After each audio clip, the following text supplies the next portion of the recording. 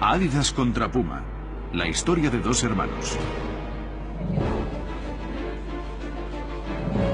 Dos hermanos, Adolf y Rudolf Dassler, dirigían juntos una fábrica de calzado deportivo.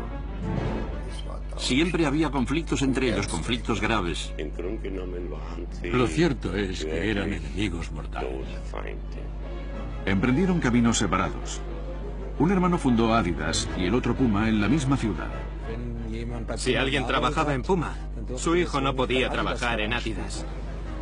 Y la lucha continúa aún hoy. Puma contra Adidas, o Italia contra Francia.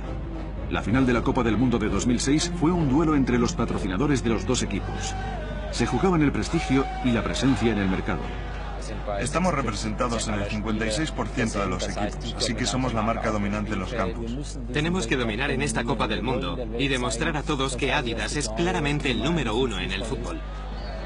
Muchísimas personas, incluso fuera del estadio, fueron testigos de un duelo que venía de lejos. Se libraba una guerra entre marcas, una guerra entre dos hermanos. Todo comenzó en un local de la ciudad de Herzogenaurach, en el sur de Alemania, donde el joven Adi Dassler diseñaba y fabricaba calzado deportivo. Después se asoció con su hermano Rudolf e hicieron planes juntos. Había que ser muy valiente para montar una empresa en aquella época, en 1920. Me quito el sombrero ante ello. Aunque sus caracteres eran muy diferentes, hasta la gran escisión, los dos hermanos se habían llevado muy bien. Tenían muchas cosas en común. Desde niños, Adolf, a quien llamaban Adi, y Rudolf, que era 2 años mayor, pasaban mucho tiempo al aire libre haciendo deporte.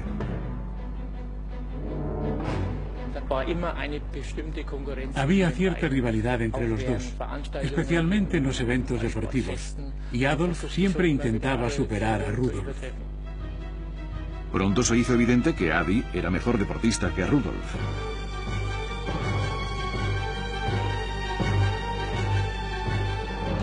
Aunque su hermano mayor se esforzara en superarlo.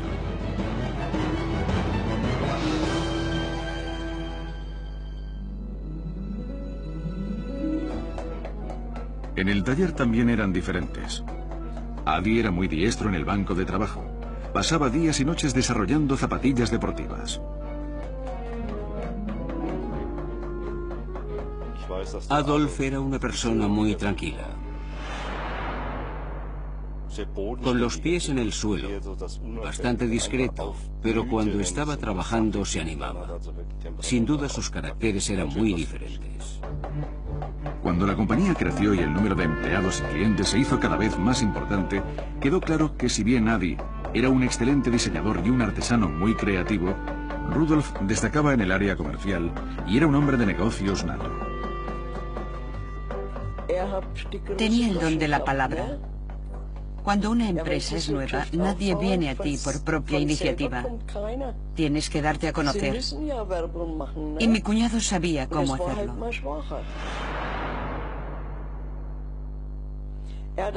Organizó el negocio de forma que él dirigía el departamento de ventas mientras su hermano se ocupaba de la parte técnica. Rudolf Dassler no era para un lugar tranquilo como Herzogenaurach. Le gustaba presentarse a sí mismo como un hombre de mundo. Rudolf fundó una familia mucho antes que su hermano. Él y su esposa Friedel tuvieron un hijo, Armin. Rudolf Dassler, joven padre y agresivo hombre de negocios, tenía ante sí un futuro brillante. Era una figura de autoridad. Nadie se atrevía a levantarle la voz. Siempre lo recuerdo como una persona muy importante que fumaba una pipa o un cigarro. Era un hombre muy autoritario. Sé que era una persona muy impulsiva y que le gustaban mucho las mujeres. Era muy popular entre las damas. Todo el pueblo sabía que Rudolf Dassler era un don Juan, y Friedel, su esposa, también era consciente de sus líos.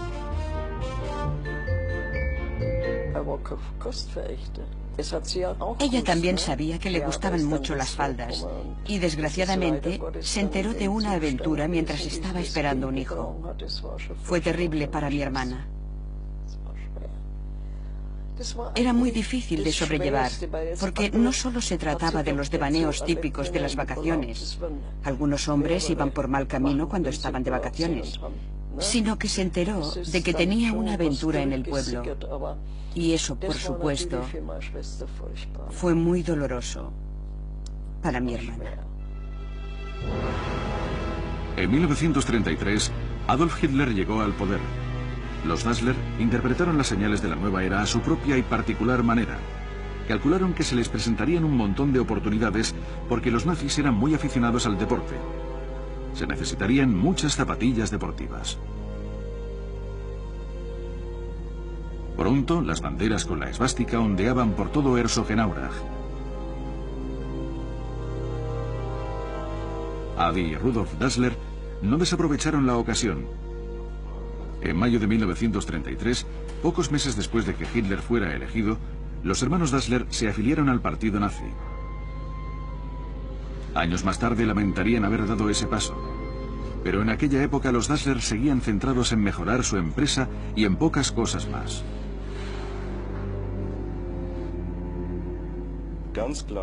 Obviamente, una compañía como la de los hermanos Dassler se benefició del gran apoyo que el gobierno daba al deporte. Era una forma de involucrar a los jóvenes en el nacionalsocialismo. En el círculo familiar también había mucho ajetreo.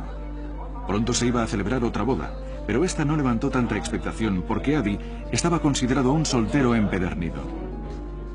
Kate, la rubia novia de Adi, era de Pirmasens, un pueblo de zapateros, y para el cerrado mundo de Herzogenaurach era una extranjera. Rudolf fue el padrino de la boda. Los Dassler estaban ya entre los ciudadanos más adinerados del pueblo. Las dos parejas se llevaban muy bien. Al principio, claro.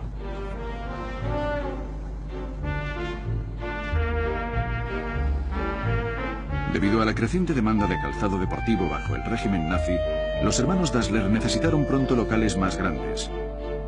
La compañía creció rápidamente. Las dos esposas, Kate, de Adi, y Friedel, de Rudolf, también tuvieron un lugar en la dirección, aunque habían dado a luz recientemente. Friedel trabajaba incluso los sábados y los domingos. Era una auténtica troyana. Se ocupaba de la contabilidad. Mi hermana se situó muy bien dentro de la empresa familiar. Después del nacimiento de su hijo Horst, se esperaba que Kate, la esposa de Adi, también tuviera un puesto en la compañía, pero ella tenía sus propias ideas. Cuando Kate llegó, se negó a participar. Solo tenía 17 años cuando se casó, pero ya sabía qué quería, y lo hizo a su manera. Friedel era la esposa callada, y Kate era la resuelta. El conflicto estaba anunciado. Se podía sentir la tensión entre las dos mujeres. Kate había aportado su ambición al matrimonio. Adolf nunca habría sido capaz de fundar una empresa. Ese era el trabajo de Kate. Ella era el motor. En lo que se refería a los negocios, Rudolf y Kate estaban prácticamente cortados por el mismo patrón. De momento eso no afectaba a la nueva generación, a Armin, el hijo de Rudolf y Friedel, y a Horst, el hijo de Adi y Kate. Los dos primos se llevaban muy bien, pero no siempre sería igual. A pesar de la tensión entre Friedel y Kate, las dos familias se mudaron a una gran mansión para vivir juntos, justo al lado de la fábrica. Adolf y su familia vivían en la planta baja. El primer piso pertenecía a Rudolf y su familia, y encima de ellos vivían los padres. Todos bajo el mismo techo, y empezaron los problemas. Las discusiones eran cada vez más frecuentes. Cuando los dos hermanos fundaron sus familias, era bastante natural que al principio trabajasen juntos. La compañía creció, Los hermanos y sus hijos se hicieron mayores, los hijos se casaron y aumentó la familia. Pero varias familias en una misma compañía raramente funciona bien. Verano de 1936. Durante un tiempo, las nuevas oportunidades de la empresa dejaron en segundo término los problemas familiares. Atletas de todas las partes del mundo acudieron a Berlín para competir en los Juegos Olímpicos. Entre otros, Jesse Owens, apodado la Flecha Negra. Las noticias de su participación también llegaron a Herzogenaurach. Adi Dassler fue a ofrecerle las zapatillas para correr hechas a mano. El Estadio Olímpico era el escenario perfecto para los productos de los hermanos Dassler. El mundo tenía los ojos puestos en Adolf Hitler y se esperaba que también se fijara en las zapatillas fabricadas por otro Adolf, mucho menos prominente. El zapatero de provincia se introdujo en la Villa Olímpica y a Jesse Owens le impresionaron las nuevas zapatillas para correr de Adolf Dassler con clavos en las suelas.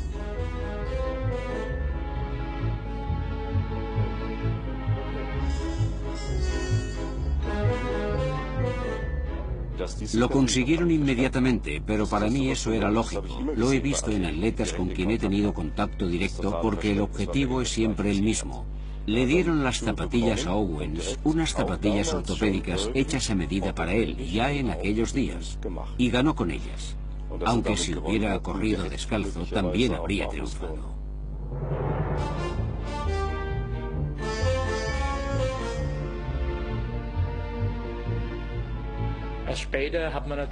Por supuesto, más tarde se constataron las tremendas ventajas que ofrecían.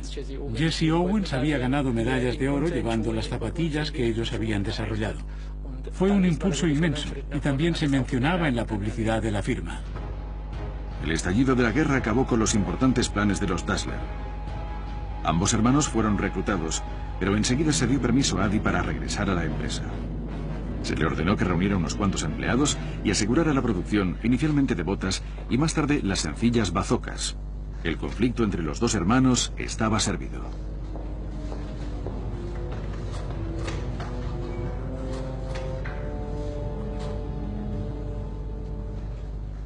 Se sabe que aunque ya tenían más de 40 años, los dos hermanos fueron reclutados una segunda vez, pero al cabo de un año Adolf fue enviado nuevamente a dirigir la compañía.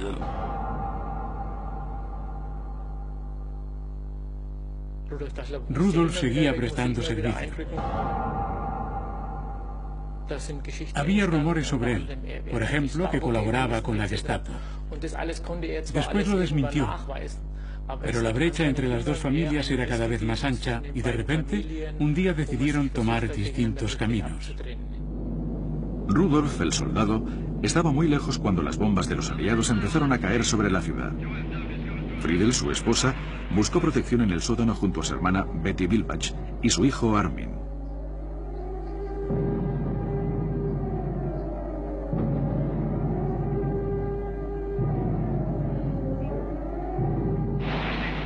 El día que cayeron las bombas marcó un punto decisivo para Herzogenaurach y para los Dassler. Kate, su hijo Horst y Adolf fueron los últimos en entrar en el refugio. No podían evitar estar juntos debido a las precarias condiciones del mismo. Adolf iba de un extremo al otro del sótano y decía: otra vez esos cerdos. La desconfianza que Adi y Kate sentían por Rudolf y Friedel se manifestaba en flagrantes acusaciones.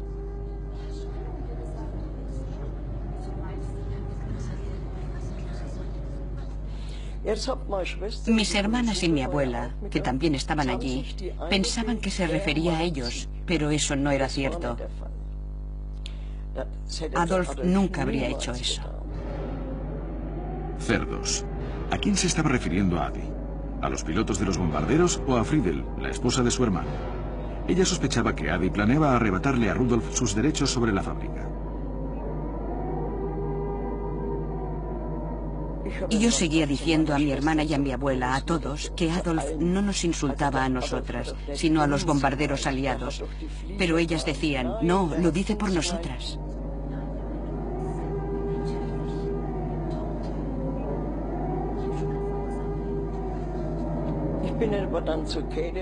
Me senté junto a Kate y le dije que estaba segura de que Adolf se refería a los bombarderos, pero no conseguí convencerla.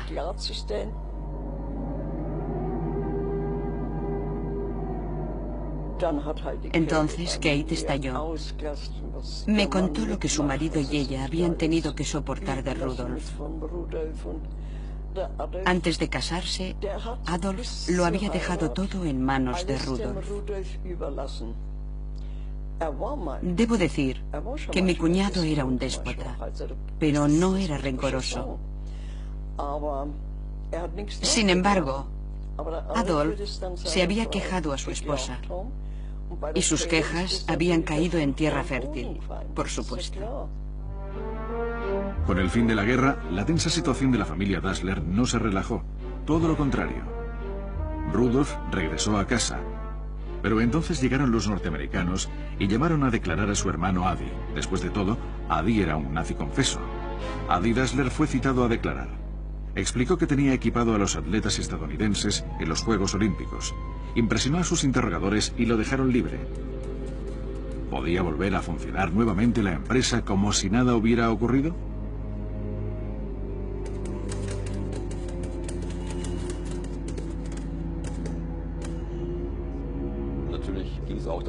El gran problema, por supuesto, era quién dirigiría la compañía, que después de la guerra se había restablecido y empezaba a funcionar bien. Naturalmente, ambos hermanos querían administrar la compañía y quizá también manipular al otro. Pero ocurrió algo que enfrentó aún más a los hermanos, que antes de la guerra habían dirigido la compañía con tanto éxito. Rudolf también fue interrogado por los norteamericanos y se probó su pasado nazi, lo que supuso un gran problema para él. Los norteamericanos desconfiaban, y Rudolf tuvo que luchar por su pasado y el de su fábrica. Al principio, admitió que había colaborado con la Gestapo, pero luego se retractó de su declaración. Rudolf Dassler fue enviado a un campo de internamiento estadounidense y mientras estaba allí creció dentro de él una terrible sospecha. En el campo de internamiento, los norteamericanos le dijeron que había sido denunciado por alguien próximo a él. Su primera idea, por supuesto, fue que había sido su hermano, porque quería apoderarse de la empresa que en aquella época había empezado a remontar. Y eso, por decirlo suavemente, lo irritó muchísimo. Creo que le tenía mucho rencor y recelaba de su cuñada. Sospechaba que había sido ella, porque Adi siempre había sido una persona tranquila, y además ella era mucho más manipuladora e intentaba hacerse con el control. ¿Era cierto que Adolf y Kate querían echar a Rudolf de la empresa familiar? Rudolf no tenía pruebas contundentes, pero aún así no podía aguantar más. Rudolf estaba preparado para ir a la guerra, esta vez contra su hermano, y dijo a los norteamericanos que había sido víctima de acusaciones falsas y maliciosas.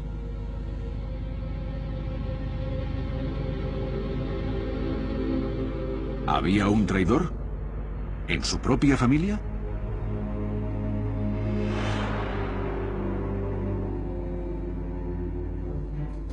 Mientras Rudolf estaba retenido por los estadounidenses, su hermano Adolf seguía ampliando el negocio.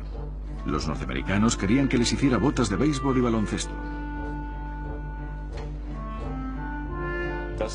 Quería demostrar que la empresa tenía trabajo y que era capaz de sobrevivir en esos días tan difíciles posteriores a la guerra, que podía obtener el material y sobre todo que podía conseguir personal experto, aunque nadie sabía nada de deportes estadounidenses como el béisbol y el fútbol americano. Eran buenos tiempos para la compañía. Adolf Dassler estaba aquí. Era el hermano menor, el más dinámico. Lo dirigía todo junto con su esposa. Por otro lado estaba Friedel Dassler, que intentaba proteger la parte de su marido en la compañía. Naturalmente también luchaba por tener su propia participación, pero estaba en franca desventaja. Después de 12 meses desoladores, Rudolf salió del campo de internamiento. ¿Pero a dónde iría? La mansión de los Dassler había sido requisada por los estadounidenses, y los otros miembros de la familia estaban viviendo en la torre de la fábrica. En esas condiciones, los hijos de Rudolf y Adolf, Armin y Horst, veían cómo sus padres chocaban cada vez con más fuerza. Estaban saldando viejas cuentas. Todo era por dinero.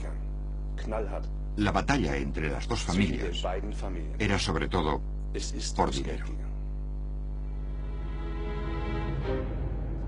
Luego, inesperadamente, Adolf fue interrogado por segunda vez.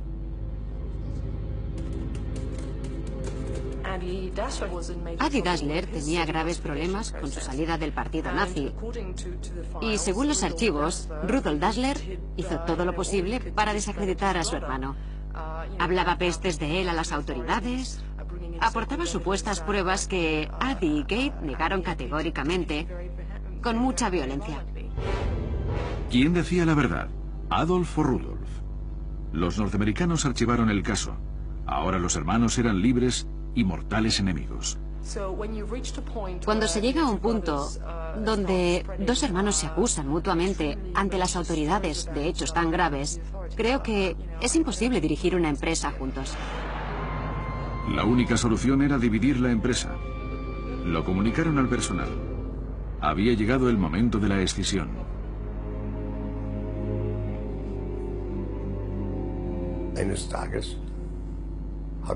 Un día Rudolf nos reunió para decirnos que habían decidido seguir caminos distintos. Nos dijo que debíamos escoger con quién queríamos trabajar en el futuro y decirlo abiertamente. Ningún hermano se sentiría ofendido fuera cual fuera nuestra elección. A mí me había contratado Rudolf y ya no le tenía miedo. Así que decidí continuar con él. El personal estaba sorprendido. ¿Qué diablos había ocurrido entre los dos hermanos? Nadie lo sabía con seguridad y se extendieron los rumores. Discutí largamente con mi padre porque tenía su propia teoría, una opinión que desde entonces también ha sido expresada por otras personas. Voy a decir algo que podría costarme la cabeza. Su teoría era que Horst Dassler, el hijo de Adolf Dassler, en realidad no era hijo suyo, sino que su padre era Rudolf Dassler. La reputación de don Juan de Rudolf lo había precedido. ¿Tuvo una aventura amorosa con su cuñada Kate? ¿Tenían una relación dos personas que aparentemente se odiaban? Algunos ciudadanos de Herzogenaurach pensaban que la idea era ridícula. Pero tratándose de Rudolf, otros pensaban que había muchas posibilidades.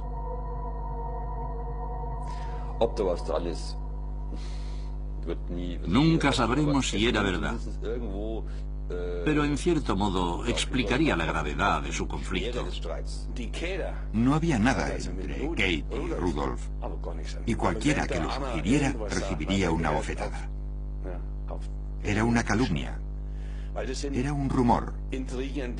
No era cierto. Llegó el final. Los empleados tuvieron que decidir: ir con Adi, el apacible artesano, o con Rudolf, el vendedor eficiente. Era una difícil elección. Repartir los materiales y la maquinaria no supone ningún problema. El problema es la gente. No puedes llevarlos de un lado a otro. Cuando hubo que tomar la decisión, 2/3 del personal se pusieron de parte de Adi, la mayoría de ellos zapateros. El resto, principalmente los vendedores, optaron por Rudolf. Tenía la sensación de que ambos estaban contentos de que las cosas hubieran llegado a un punto crítico. Me di cuenta cuando nos instalamos en el nuevo local y nuestro jefe nos dijo: por fin estamos solos y podremos demostrar de lo que somos capaces. Esas fueron sus primeras palabras. Adi Dassler fundó Adidas y Rudolf Puma, separados por solo 500 metros. La guerra entre los dos hermanos se convirtió en una feroz rivalidad entre dos compañías. Desde ese momento, Herzogenaurach quedaba dividido por una profunda brecha. La población local se vio gradualmente arrastrada al conflicto. Incluso había dos clubes de fútbol en lugares distintos. Si entrabas en el bar, no veías nunca a un empleado de Puma sentado en la misma mesa que los que trabajaban en Adidas o viceversa. Los empleados apoyaban totalmente a sus jefes, fuera por miedo o por convicción de que estaban con el mejor hombre. En Herzogenaurach se decía medio en broma que lo primero que la gente te miraba eran los pies para ver si llevabas Adidas o Puma. Tenías que experimentar de primera mano cómo era vivir en un pueblo con dos fábricas y dos clubes del fútbol que se evitaban. Las dos nuevas firmas de Herzogenaurach buscaban aliados poderosos como el entrenador del equipo nacional de fútbol, Sepp Herberger. Visitó a Rudolf Dassler, el director de Puma, en la nueva fábrica, y en principio Puma tenía mejor mano de obra, pero no suficiente dinero. Sí que quería dinero, pero había calculado mal, porque Rudolf Dassler se hacía el sordo ante ese tipo de cosas. El día siguiente nos reunió y nos dijo: creo que he cometido un error. He rechazado de plano a Herberger y no estoy seguro de haber hecho lo correcto. No obstante, continuaremos adelante y, como es lógico, Sepp Herberger fue a ver a Adi Dassler.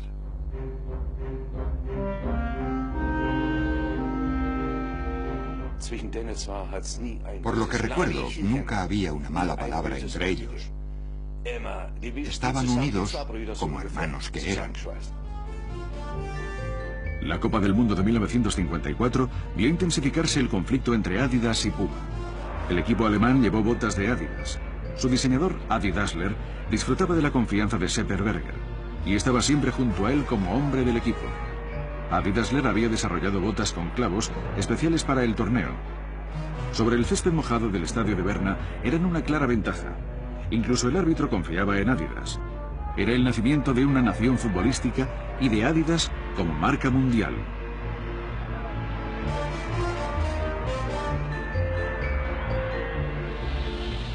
Schäfer nach innen geflankt, Kopfball, abgewehrt, aus dem Hintergrund müsste Rahn schießen. Rahn schießt, Tor! Tor! Tor! Tor! Aus! Aus! Aus! Das Spiel ist aus! Hay que reconocer que en Adidas pensaban bien las cosas. Presentaron también la historia, el cuento de hadas, que Adidas se convirtió en una marca internacional. Nuestros colegas del otro bando seguramente lo acusaron como un verdadero golpe, porque fue un gran triunfo que apareció en todos los periódicos. Estoy seguro de que los productos que fabricaban eran buenos, aunque tal vez un poco inferiores a los nuestros. Tales comentarios pusieron furiosos al personal de Puma, porque Puma ya había comercializado las suelas con clavos antes de la Copa del Mundo de 1954. Es cierto, habíamos abastecido con ellas a todas las ligas de Alemania Occidental durante la temporada 52-53. El equipo de Hannover al completo. Los campeones de 1954 llevaban botas Puma con suelas de clavos. Por lo menos una docena de personas de todo el mundo afirmó con toda justificación que tenían la patente de las suelas con clavos. Pero lo que era particularmente interesante en este caso es que el primer sistema fue el que funcionó de verdad. Así que probablemente ni Puma ni Adidas inventaron las suelas de clavos, pero el triunfo fue para Adidas. En los años siguientes, la rivalidad fue cada vez menos escrupulosa. Adi Dassler sospechaba que era víctima del espionaje industrial. El departamento de desarrollo era sacrosanto para él. No podía entrar nadie ajeno. En una ocasión vino un representante de adhesivos que nos visitaba regularmente. Y estaba en el departamento de desarrollo cuando el jefe llegó y le dijo: si no te conociera tan bien, te echaría ahora mismo de aquí. Rudolf, el jefe de Puma, se preocupaba continuamente por sus diseños, pero también era curioso. Una vez entré en su oficina y vi una bota Adidas en su escritorio.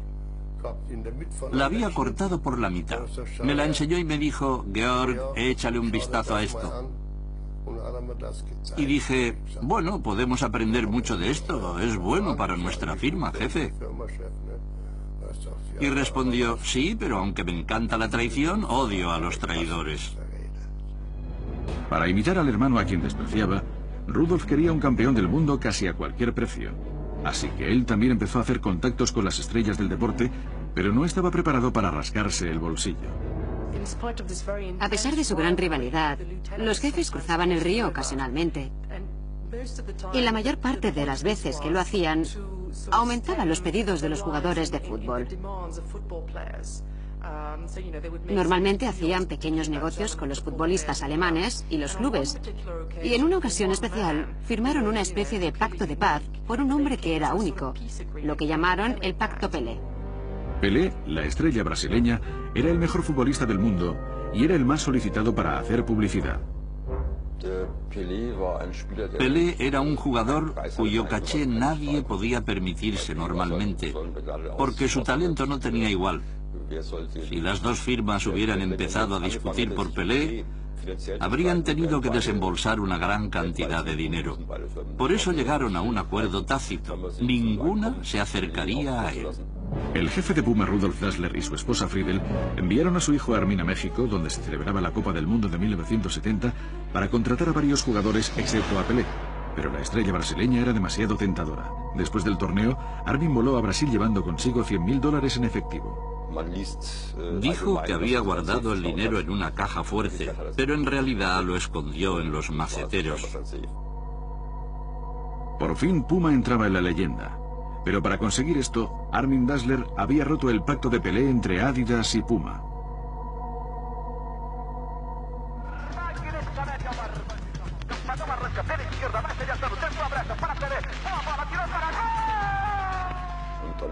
En cierto momento se supo que Pelé había recibido dinero de ellos. Eso dio pie a algunas escenas muy desagradables entre mi padre y Horst Dassler. El conflicto entre los dos hermanos abrió una guerra entre sus hijos. Horst Dassler formaba parte de la dirección de Adidas y se enfrentó a Armin Dassler, de Puma, por el asunto de Pelé.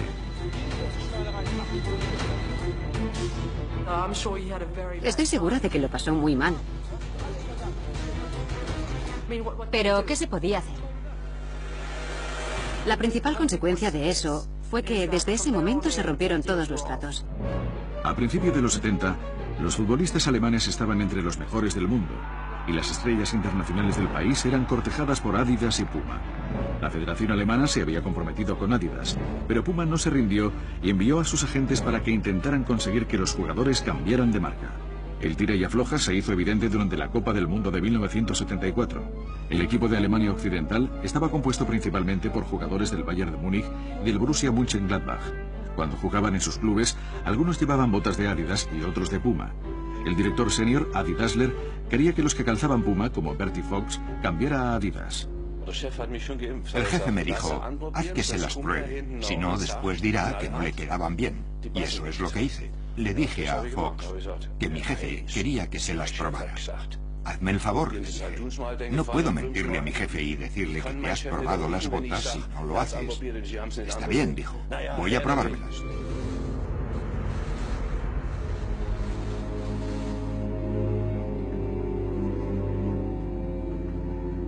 Cogió la bota, levantó la lengüeta, miró dentro y dijo, aquí no hay nada.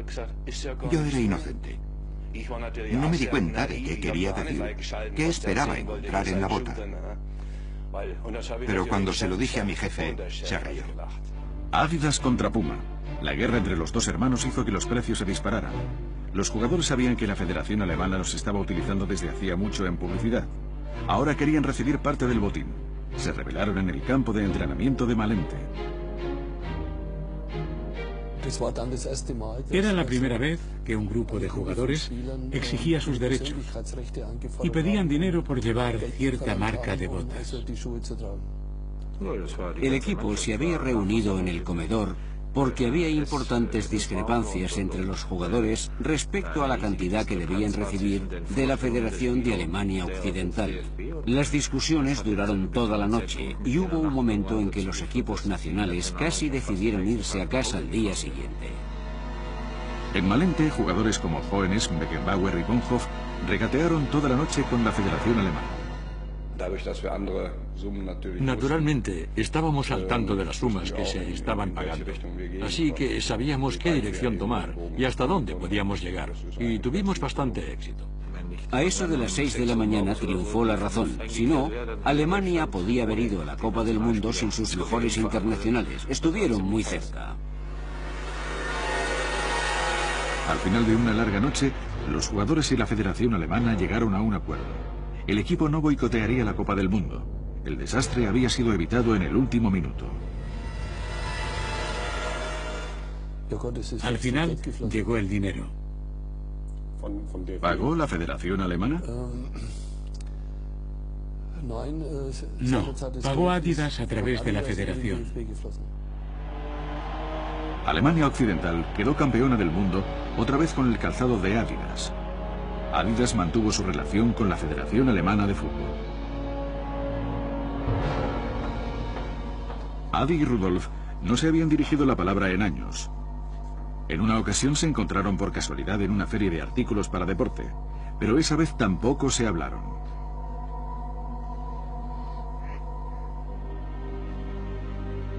En el otoño de 1974, pocos meses después de la Copa del Mundo, Rudolf Dassler, el director de Puma, cayó gravemente enfermo. Ahora no luchaba contra su hermano, sino con la muerte, y quiso arreglar las cosas con Adi. Quería ver a su hermano por última vez antes de morir. Y Armin fue a ver a Adolf y le preguntó si podía concederle ese deseo a su padre. Se pidió a un sacerdote que mediara. Iba de un lado a otro, de un hermano a otro, de Rudolf Dassler, que estaba enfermo, a Adi Dassler, que todavía estaba en activo, hablando del tema con ellos. Y debo decir que había deseos de reconciliación, no solo por parte de Rudolf, sino también de Adi Dassler. Adolf Dassler me dijo que ya no sentía rencor hacia su hermano. Eso se ha acabado. Pero no fue a verlo más. En el funeral de Rudolf, el cementerio de Herzogenaurach estaba abarrotado. ¿Se enterraría el hacha de guerra al mismo tiempo que Rudolf? Todos se preguntaban si asistiría Adi, pero no apareció. Genio y figura hasta la sepultura. Por supuesto, la mayoría de los asistentes se preguntaban si Adolf aparecería. Pero nadie hizo comentarios. Hay un viejo refrán que dice que cuanto más tiempo tarda un erizo en nacer, más espinas tendrá.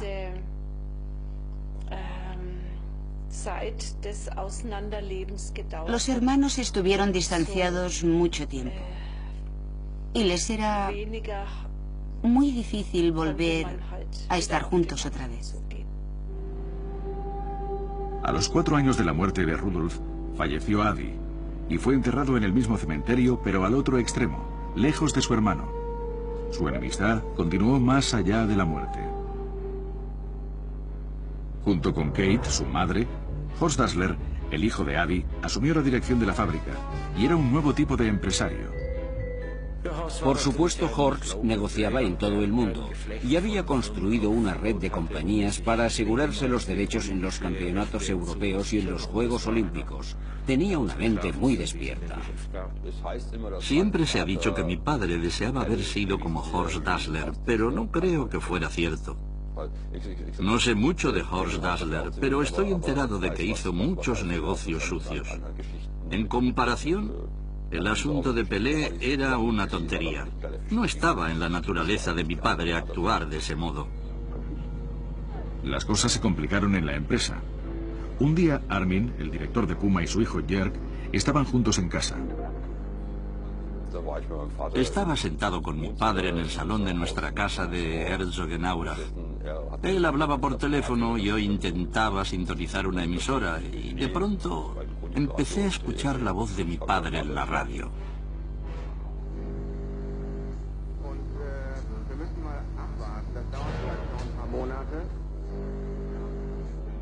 Pensé que no era normal.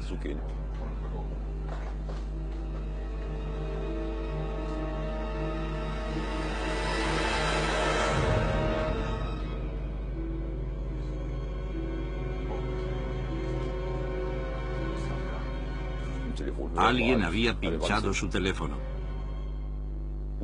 Dejaré que imaginen quién colocó el micrófono, pero no hay muchas alternativas. No era yo quien se dedicaba a escuchar las conversaciones de mi padre. Quien espiaba al director de Puma podía haberse enterado de sus planes de expansión. Puma firmó un contrato con Boris Becker, la estrella del tenis. La lucha con Adidas se cobró su precio. Los millones que pagó a Boris Becker casi arruinaron a Puma. Pocos días después, Adidas hizo lo mismo firmando con Steffi Graf. El duelo era cada vez más despiadado.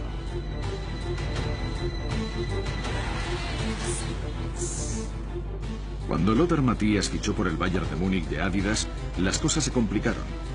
Como su padre era empleado de Puma, Lothar estaba ligado a Puma. Toda mi familia trabajaba en Puma. En cierto modo me sentía comprometido con la firma, y Uli Hoeneß lo entendió, pero quería que cambiara a toda costa, así que tuvo que llegar a un acuerdo con Adidas para que permitiera que Lothar Matthäus llevara botas Puma, aunque jugara en el Bayern. El mayor problema era que el padre de Lothar trabajaba en Puma, y a Lothar le preocupaba que su padre pagara las consecuencias si firmaba con el Bayern de Múnich, y tenía que jugar con las botas de Adidas. Pero se llegó a un acuerdo, y si su padre perdía su trabajo, sería admitido en Adidas. Herzogenaurach crece lentamente. Las dos sedes de las compañías rivales siguen en las orillas opuestas del río Aurach. Pero ante la competencia de Nike, hace mucho tiempo que las fábricas están en el lejano oriente, y hoy los accionistas se quejan. El conflicto entre los dos hermanos es ahora una lucha entre dos instituciones internacionales. En la Copa del Mundo de 2006, miles de aficionados sin entradas vieron la emocionante final en las pantallas gigantes. Probablemente ninguno de ellos se dio cuenta de que también veían el final de una lucha entre Puma y Adidas. Después de tantos años, los viejos adversarios se enfrentaban en una final de la Copa del Mundo por primera vez, y ambos querían ganar.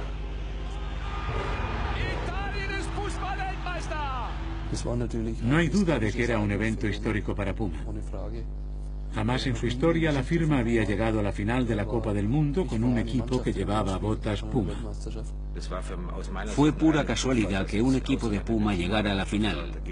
A la larga no hay forma de que Puma pueda sustituir a Adidas en los campos de fútbol. Un momento con 80 años de prehistoria.